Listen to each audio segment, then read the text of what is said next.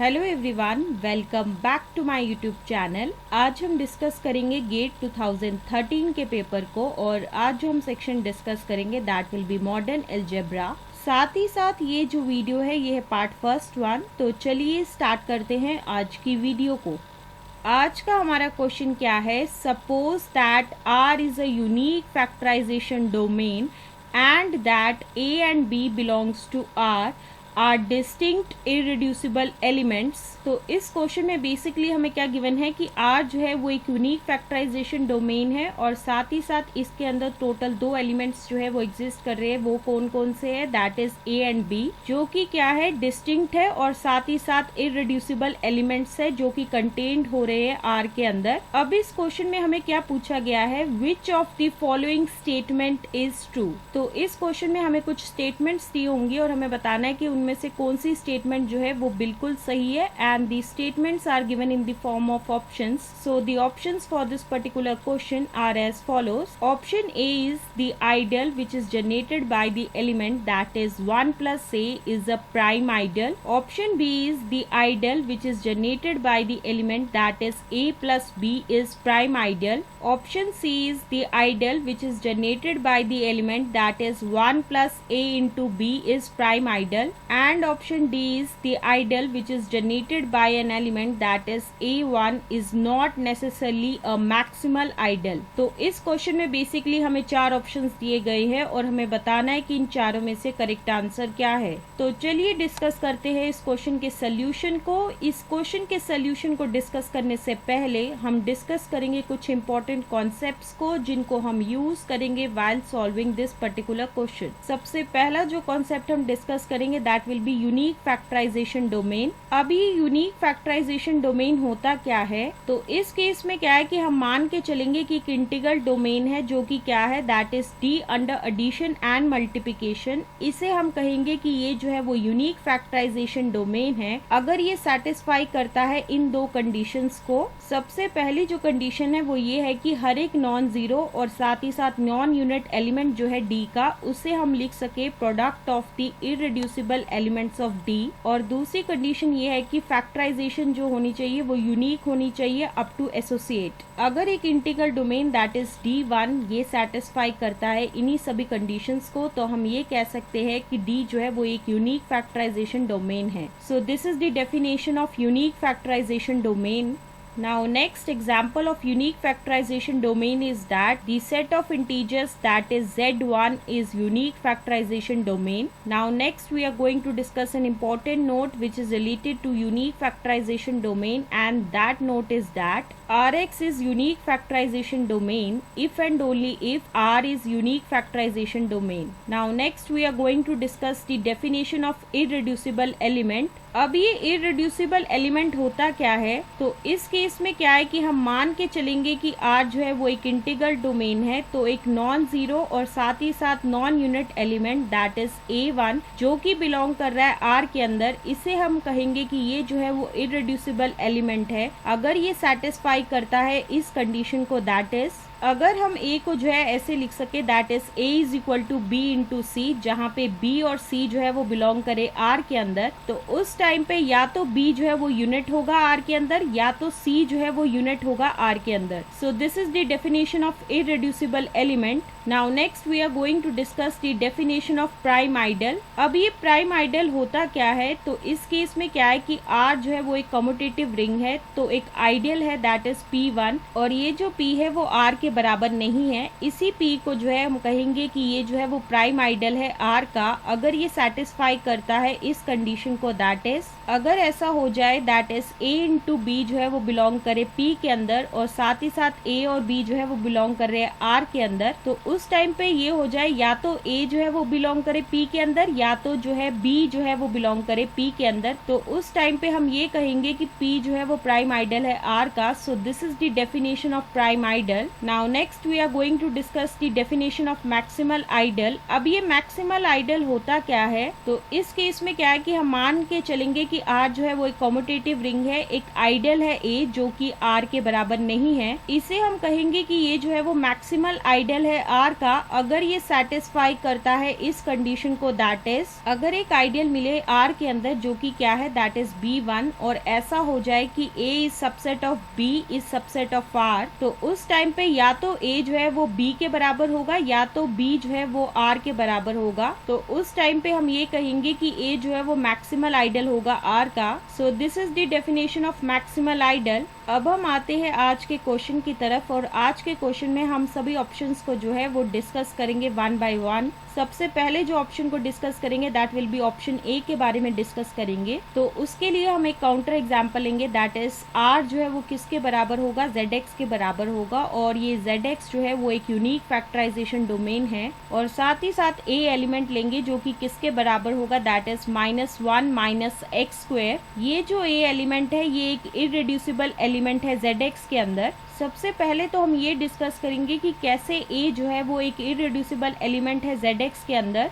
जैसा इस केस में हमने क्या लिया है कि A जो है वो किसके बराबर है, दैट इज -1 - x²। अब सबसे पहले हम माइनस को जो है वो कॉमन आउट करेंगे, so A will be equal to that is -(x² + 1). अब इस पॉलिनोमियल को दैट इज x² + 1 को जो है जब हम फैक्टराइज करेंगे तो उससे A जो है वो कुछ इस फॉर्म का होगा, that is -(x + i) into x - i, जहाँ पे x + i और साथ ही साथ x - i जो है वो बिलोंग नहीं कर रहा है ZX के अंदर। सो इसी वजह से जो है A जो है वो एक इररेड्यूसिबल एलिमेंट है ZX के अंदर। Now next an ideal which is generated by the element that is 1 + a, और इस केस में जो है हम A की वैल्यू पुट करेंगे तो उस टाइम पे ये जो आइडियल होगा वो कुछ इस फॉर्म का होगा, that is an ideal which is generated by the polynomial that is -(x²). सबसे पहले तो हम ये देखेंगे कि ideal which is generated by the element that is 1 + a वो किस टाइप का सेट होगा, दैट इज ये एक ऐसा सेट होगा जहाँ पे एलिमेंट्स कुछ इस तरीके के फॉर्म के होंगे, that is 1 + a into f1x,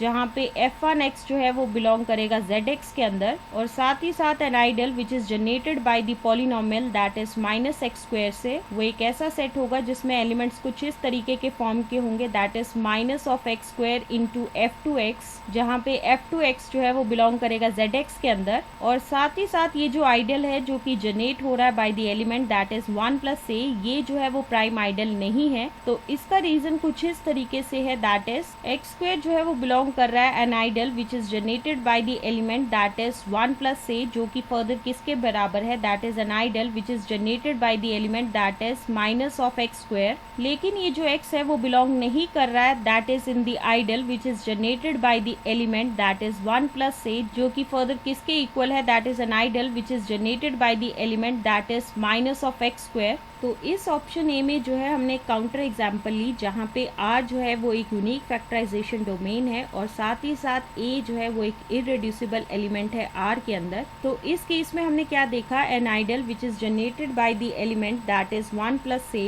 ये जो है वो एक प्राइम आइडियल नहीं है R का। तो इसी वजह से जो है ऑप्शन ए जो है वो बिल्कुल गलत है। अब हम आते हैं ऑप्शन बी की तरफ, और ऑप्शन बी में जो हम काउंटर एग्जांपल लेंगे दैट इज R जो है वो किसके बराबर होगा, दैट इज ZX के बराबर होगा, जो कि एक यूनिक फैक्टराइजेशन डोमेन है, और साथ ही साथ इसमें A जो एलिमेंट लेंगे वो कुछ इस तरीके का होगा, दैट इज 1 + x², और B जो है वो हम लेंगे दैट इज -1 - x², और साथ ही साथ ये जो दोनों के दोनों एलिमेंट्स है दैट इज A और B, ये क्या है, इररेड्यूसिबल एलिमेंट है ZX के अंदर। अब आप ये सोचे होगे कि ये चीज कहाँ से आई है, तो जैसा कि इस केस में हमने क्या लिया है कि A जो है वो किसके बराबर है, दैट इज 1 + x² के बराबर है। अब इसी 1 + x² को जो है जब हम फैक्टराइज करेंगे तो ये कुछ इस तरीके का फॉर्म का होगा, that is x + i into x - i, जहाँ पे x + i और साथ ही साथ x - i जो है ये दोनों के दोनों जो है वो बिलोंग नहीं कर रहे ZX के अंदर। सो इसी वजह से जो है A जो है वो इररेड्यूसिबल एलिमेंट है ZX के अंदर। अब हम आते हैं B एलिमेंट की तरफ, और जैसा कि B एलिमेंट हमने क्या लिया है, दैट इज -1 - x। अब इसमें हम क्या है कि -1 को जो है वो कॉमन आउट करेंगे तो B जो है वो कुछ इस फॉर्म का होगा, दैट इज -(x + 1), जहाँ पे x प्लस 1 जो है वो बिलोंग कर रहा है zx के अंदर और साथ ही साथ -1 जो है वो यूनिट है zx के अंदर, तो इसी वजह से जो है b एलिमेंट जो है वो इरेड्यूसिबल है zx के अंदर। अब हम कंसीडर करेंगे N ideal which is generated by the element that is a plus b, और इस केस में क्या है कि हम a की वैल्यू और साथ ही साथ b की वैल्यू को जो है जब पुट करेंगे तो उससे हमें क्या आइडियल मिलेगा, that is an ideal which is generated by the element that is x square minus x। अब ये जो आइडियल है जो कि जनरेट हो रहा है bye the element that is x square minus x, ये कैसा सेट होगा जिसमें एलिमेंट्स कुछ इस तरीके के फॉर्म के होंगे, दैट इज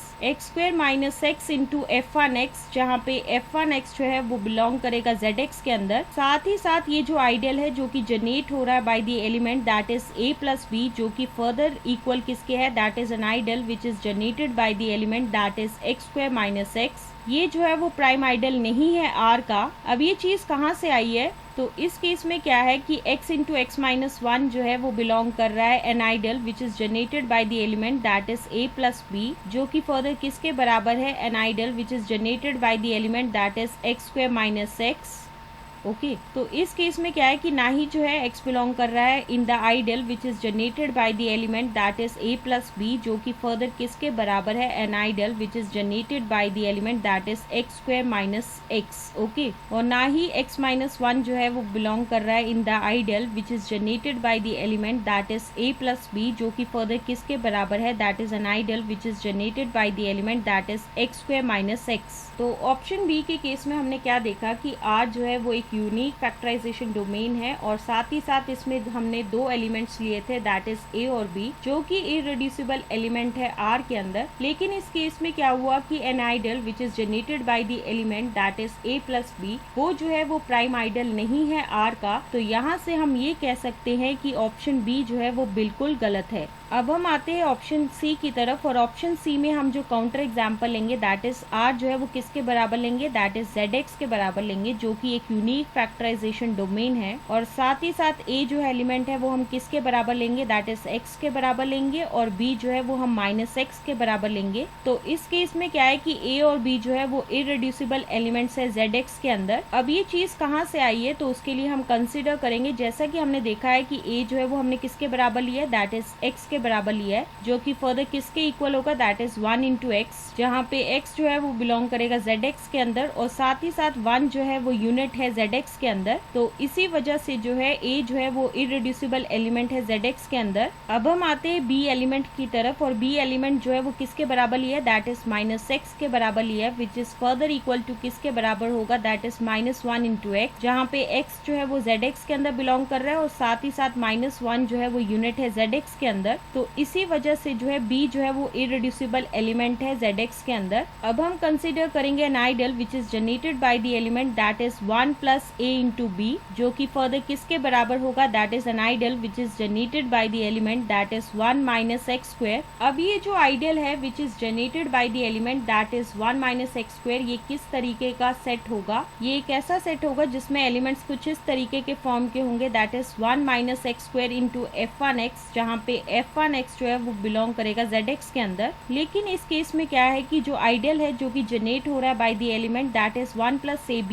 ये जो है वो प्राइम आइडियल नहीं है R का। अब आप ये सोचे होगे कि ये चीज कहाँ से आई है, तो उसके लिए हमने क्या कंसिडर किया है, that is 1 minus x into 1 plus x जो है वो बिलोंग कर रहा है in the ideal which is generated by the element that is 1 plus a into b, जो कि फर्दर किसके बराबर है, विच इज इक्वल टू है N ideal which is generated by the element that is 1 minus X square. लेकिन इस case में क्या है कि ना ही 1 माइनस एक्स जो कि बिलोंग कर रहा है आइडियल के अंदर that is generated by the element that is 1 plus a into b, which is further equal to an ideal which is generated by the element that is 1 minus X square. और साथ ही साथ 1 plus x जो है वो भी belong नहीं कर रहा है in the ideal which is generated by the element that is 1 plus a into b, जो कि फर्दर किसके बराबर है, that is an ideal which is generated by the element that is 1 minus X square. तो इस option C में हमने क्या देखा कि जो हमारी काउंटर एग्जांपल है दैट इज, इसमें क्या है कि R जो है वो एक यूनिक फैक्टराइजेशन डोमेन है, और साथ ही साथ इस केस में जो है जो हमने एलिमेंट्स लिए थे दैट इज a और b जो है वो दोनों के दोनों जो थे वो इरेड्यूसिबल एलिमेंट थे R के अंदर। लेकिन इस केस में हमने क्या देखा कि जो आइडियल है जो कि जनरेट हो रहा है bye the element that is 1 plus a into b, वो क्या है, वो प्राइम आइडियल नहीं है R का। तो इसी वजह से जो है ऑप्शन सी जो है वो बिल्कुल गलत है। अब हम आते हैं ऑप्शन डी की तरफ, और ऑप्शन डी में जो हम काउंटर एग्जाम्पल लेंगे दैट इज आर जो है वो किसके बराबर है, दैट इज ZX के बराबर है, और साथ ही साथ ए जो है वो किसके बराबर लेंगे, दैट इज X के बराबर लेंगे। तो इस केस में क्या है कि ए जो है वो इरेड्यूसिबल एलिमेंट है ZX के अंदर। अब हम देखेंगे कि कैसे ए जो है वो इरेड्यूसिबल एलिमेंट है ZX के अंदर। तो जैसा कि इस केस में हमने क्या कंसिडर किया है कि ए जो है वो किसके बराबर है, X के बराबर है, which is further equal to होगा 1 इंटू X। तो इस केस में क्या है कि x जो है वो बिलोंग कर रहा है ZX के अंदर, और साथ ही साथ 1 जो है वो यूनिट है ZX के अंदर। तो यहाँ से हम ये कह सकते हैं कि a जो है वो इरेड्यूसिबल एलिमेंट है ZX के अंदर। अब हम कंसीडर करेंगे quotient ring that is ZX divided by an ideal which is generated by the element that is X1। ये एक ऐसा सेट होगा जिसमें एलिमेंट्स कुछ इस तरीके के होंगे, that is a plus an ideal which is generated by the element that is X1, जहाँ पे a जो है वो बिलोंग करेगा Z के अंदर। So which is further isomorphic किसके होगा, दैट इज Z के आइसोमॉर्फिक होगा। तो यहाँ से हम ये कह सकते हैं that is quotient ring that is ZX divided by an ideal which is generated by the element that is X1। ये जो है वो किसके आइसोमॉर्फिक होगा, Z के आइसोमॉर्फिक होगा। और जैसा कि हम जानते हैं कि Z जो है वो एक इंटीग्रल डोमेन है, लेकिन Z जो है वो एक फील्ड नहीं है। तो इस पूरी डिस्कशन से हम ये कंक्लूड कर सकते हैं an ideal which is generated by the element that is X1, ये जो है वो एक प्राइम आइडल है, लेकिन ये जो है वो मैक्सिमल आइडल नहीं है ZX का। तो इस ऑप्शन डी में जो हमने काउंटर एग्जाम्पल ली थी उसमें क्या था कि R जो है वो एक यूनिक फैक्टराइजेशन डोमेन है, और साथ ही साथ A जो हमने एलिमेंट लिया था वो इरेड्यूसिबल था R के अंदर। लेकिन इस केस में क्या हुआ कि an ideal which is generated by the element that is A1, वो जो है वो जरूरी नहीं है कि वो मैक्सिमल आइडल हो R का। तो इसी वजह से जो है ऑप्शन डी जो है वो बिल्कुल सही है। So that's why option D will be the answer of this particular question. So this is the explanation to this particular question, and with the explanation of this question, this is the end of this video. Stay tuned for the next video.